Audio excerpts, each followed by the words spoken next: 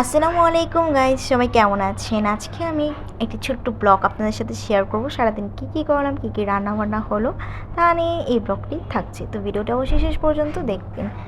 তো সকাল ঘুম থেকে উঠি একটু সোফাগুলো কভারগুলো চেঞ্জ করে দিচ্ছিলাম। তো এই কভারগুলো আব্বু বিদেশ থেকে পাঠিয়েছিল, মানে সৌদি আরব থেকে। আমার আব্বু সৌদি আরব থাকে, তো তার জন্য এগুলো ইউজ করা হয়নি। তো তার জন্য ভাবলাম আজকে এগুলো করে দেখি কেমন দেখতে লাগছে। তো তার জন্য কভারগুলো চেঞ্জ করে নিচ্ছিলাম, কুশন বালিশেরগুলো। তো এগুলো কালারফুল ছিল, এক একটা এক এক কালার। এটা একটু অন্যরকম সৌন্দর্য, মানে এক একটার মধ্যে এক একটা কালার থাকবে। তো এই তো আমার কাছে অনেক ভালো লাগে এক একটা এক এক কালার হলে। মানে এগুলো কিন্তু সবগুলো একটা কালার না, মানে অনেকগুলো কালার মিক্স করে দেওয়া। আমি একটু চাচ্ছিলাম যে একটু ইউনিক রাখতে, মানে এক একটা এক এক কালারের মধ্যে থাকবে, দেখতে ভালো লাগে, তার জন্যই আর কি এই চেঞ্জিংটা আনা। তো এই তো সবগুলোর মধ্যে কিন্তু কুশন বালিশগুলোর মধ্যে কিন্তু কভারগুলো ভরা কমপ্লিট। আর এখন আপনাদেরকে লুকটা দেখাবো যে কেমন দেখতে লাগছিল। তো এই তো ফাইনাল লুকটা দেখুন কতটা সুন্দর লাগছে কভারগুলো ভরার পর। মানে দেখতে একটু অন্যরকম সুন্দর লাগছিল, মানে এক একটা এক এক কালারের মধ্যে। এবার রান্না বসিয়ে দেওয়া হচ্ছিল। তো এখানে ডাল রান্না করার জন্য বসিয়ে দিল। ডালের মধ্যে দিয়ে দিল রসুন কুচি, তারপর কাঁচামরিচ, লবণ, তারপরে হলুদ। যেভাবে নর্মাল ডাল রান্না করে ওইভাবেই ডাল রান্না করা হচ্ছিল। তো আমি এমনি নর্মালি ডিম লাইক করি না, তার জন্য ডিমটা আমার জন্য রান্না করা হচ্ছিল না। তো এখানে আবার ডালটার মধ্যে এখানে আম দিয়ে দিচ্ছিল। তারপরে একটি প্যানের মধ্যে পরিমাণ মতন তেল দিয়ে এখানে জিরে দিচ্ছিল, কাঁচা জিরে। তারপর দিয়ে দিল শুকনো মরিচ, রসুন কুচি, পেঁয়াজ কুচি দেওয়ার পর ভালো করে একটু ভেজে নিচ্ছিল। তারপর যখন ব্রাউন কালার চলে আসবে তখন এই ফোড়নটা ডালের মধ্যে দিয়ে দিয়েছে, এতে অনেক টেস্ট আসে ডালটা। তো তারপর দিয়ে দিয়েছে ধনেপাতা।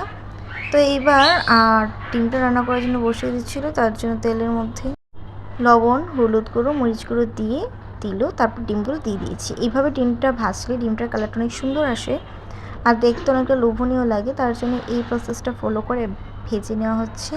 এরপর এখানে দিয়ে দিল পেঁয়াজ কুচি। পেঁয়াজ কুচিটা এবার ভালো করে ব্রাউন কালার পর্যন্ত ভেজে নেব। তারপর ডালটা হয়ে গেছে, এদিকে ভাত বসিয়ে দিল। আর এদিকে দেখুন পেঁয়াজটা কিন্তু একদমই ব্রাউন কালার হয়ে গিয়েছে। এই পর্যায়ে এখানে আদা রসুন বাটা দিয়ে দিল। তারপর সামান্য একটু পানি কষানোর জন্য দিয়ে দেওয়া দরকার। তারপর কষানো হয়ে গেলে এখানে স্বাদমতো লবণ, ধনিয়ার গুঁড়ো, জিরের গুঁড়ো, হলুদ গুঁড়ো, মরিচ গুঁড়ো, তারপর এগুলো দেওয়ার পর ভালো করে মশলাটাকে এখন কষিয়ে নেওয়া হবে।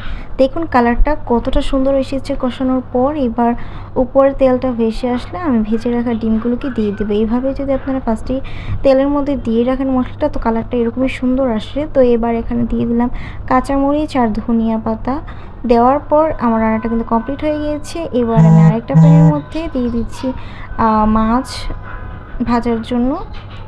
আর এটা নর্মালি আমার জন্যই করা হচ্ছিল, তাই অল্প পরিমাণে মাছ এখানে দিয়ে দিয়েছি। তো তেলটা আগে থেকে গরম করে দেওয়ার পর দেওয়া হয়েছিল। এবার মাছগুলোকে উঠিয়ে নেওয়ার পর এখানে কুমড়ো দিয়ে দিয়েছিল, এটা গ্রাম থেকে আনা হয়েছিল। তো এবার কুমড়োটাকে ভেজে নেওয়া হবে, তার জন্য একটু লবণ, একটু হলুদ গুঁড়ো দেওয়ার পর কুমড়োটাকে ভালো করে ভাজা হয়ে গিয়েছে। এবার আমি এখানে সামান্য একটু লবণ আর আদা রসুন বাটা দিয়ে দিলাম। তারপর হাফ চামচ হলুদ গুঁড়ো, হাফ চামচ মরিচ গুঁড়ো দেওয়ার পর আমি একটু কষিয়ে নেব কুমড়োটাকে, তার জন্য সামান্য একটু পানি দিয়ে দিচ্ছি। এবার দেখুন ভালো করে কিন্তু কুমড়োটা কষানো হয়ে গেছে। এবার ঝোলের জন্য একটু পানি দিয়ে আমি মাছগুলোকে দিয়ে দিলাম